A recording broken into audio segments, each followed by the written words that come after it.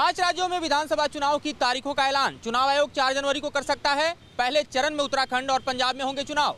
सबसे लंबा चुनाव का चरण उत्तर प्रदेश में होगा, जहां सूत्रों से मिली जानकारी के मुताबिक चुनाव 7 चरणों में हो सकता है। चुनाव के ज्यादातर चरण फरवरी में होंगे। सूत्रों के मुताबिक चुनाव आयोग ने तारीखों को फाइनल कर लिया है। गृह मंत्रालय की बैठक में चुनाव की तैयारियों पर चर्चा होनी है। उत्तर प्रदेश, उत्तराखंड, गोवा, पंजाब और मणिपुर में चुनाव होने हैं। तारीखों के ऐलान से पहले चुनाव आयोग ने आचार संहिता की याद राजनीतिक दलों को दिला दी है। चुनाव तारीखों के ऐलान के साथ ही 5 राज्यों में चुनाव आचार संहिता लागू हो जाएगी। वीडियो सुभाष चंद्र के साथ मधुरेंद्र कुमार, न्यूज नेशन, दिल्ली। पुराने नोट जमा करने की बैंकों में आखिरी तारीख है। वहीं कांग्रेस ने 50 दिन पूरे होने के साथ ही नोटबंदी पर मोदी सरकार को घेरने की तैयारी शुरू कर दी है। नोटबंदी के 50 दिन और मोदी सरकार की परीक्षा का रिजल्ट। इन 50 दिनों में ज्यादातर लोगों ने कहा कि शुरुआती दिनों में जब इसकी घोषणा की गई तो काले धन पर यह बड़ा कदम माना गया, लेकिन समय बीतने के साथ साथ अव्यवस्था की पोल खुलने लगी। हालांकि 50 दिन होने पर लोगों को राहत थोड़ी बहुत जरूर मिल रही है, लेकिन हालात पूरी तरह सुधरने में अभी वक्त लगेगा। वहीं कल बैंकों में पुराने नोट जमा करने की आखिरी तारीख है।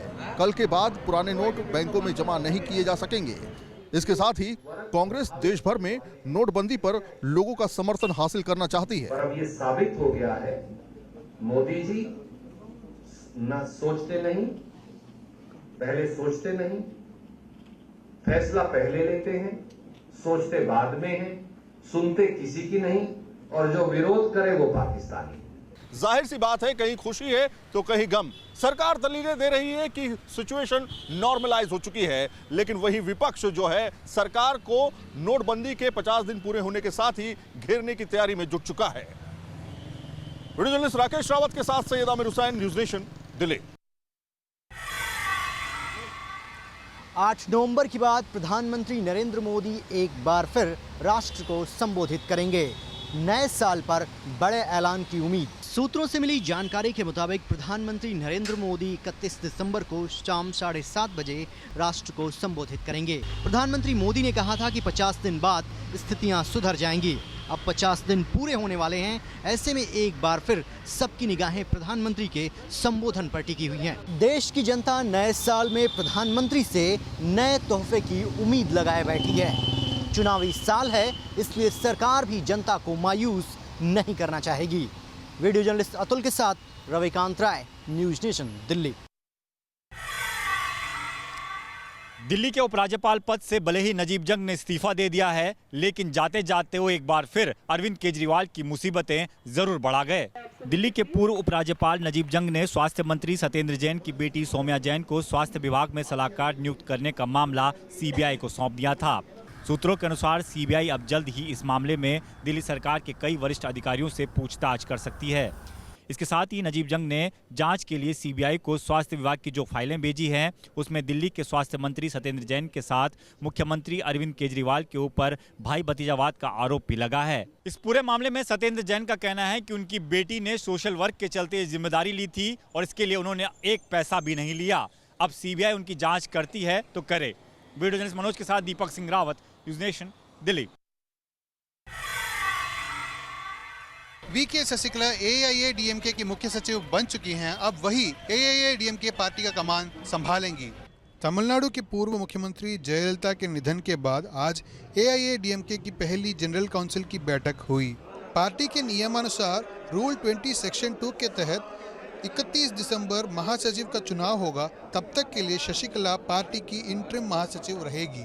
जनरल काउंसिल में पारित किए गए प्रस्ताव को लेकर ओ पन्नीरसेल्वम शशिकला से मिले और पार्टी के कमान संभालने का आग्रह किया और शशिकला ने स्वीकार कर लिया। अब एआईएडीएमके के सामने कई राजनीतिक चुनौतियां हैं। अब सवाल ये उठ रहा है कि क्या शशिकला के नेतृत्व में एआईएडीएमके सफलता प्राप्त करेगी या नहीं। With video journalist Parthasarathy, Shri Prapanch, News nation, Chennai.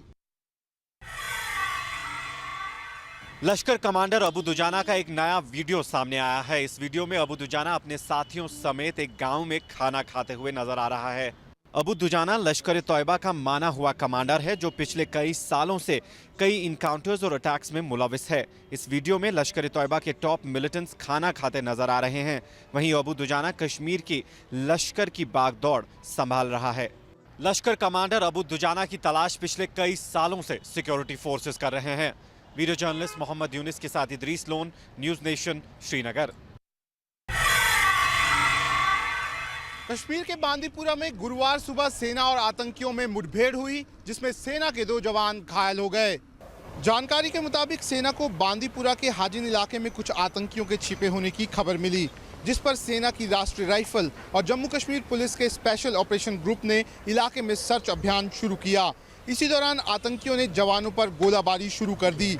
सेना के जवानों ने भी आतंकियों को मुंहतोड़ जवाब दिया। इस दौरान सेना के 2 जवान घायल हो गए, जिन्हें अस्पताल में भर्ती कराया गया।